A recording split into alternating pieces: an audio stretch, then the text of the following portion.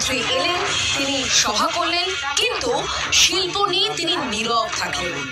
যে জায়গাকে আমরা জমি আন্দোলনের আঁতুড়ঘর বলি, সেই জায়গায় দাঁড়িয়ে প্রধানমন্ত্রী কিছু বলবেন, শিল্প নিয়ে কোনো প্রতিশ্রুতি দেবেন, এমন আশা ছিল, কিন্তু সে আশায় জল পড়ল।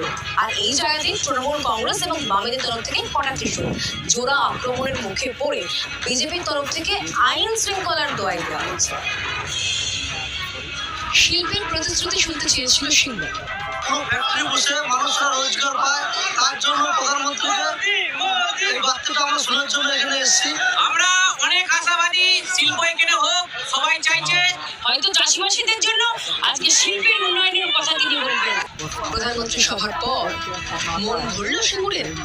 আশা করে এসেছিলাম যে উনি সিঙ্গুরের দুটো কথা বলবেন। আশা করি উনি বলেননি। সুরেন্দ্রবাবু থেকে সবাই বারবার বলেছে যে এখানে টাটার জমি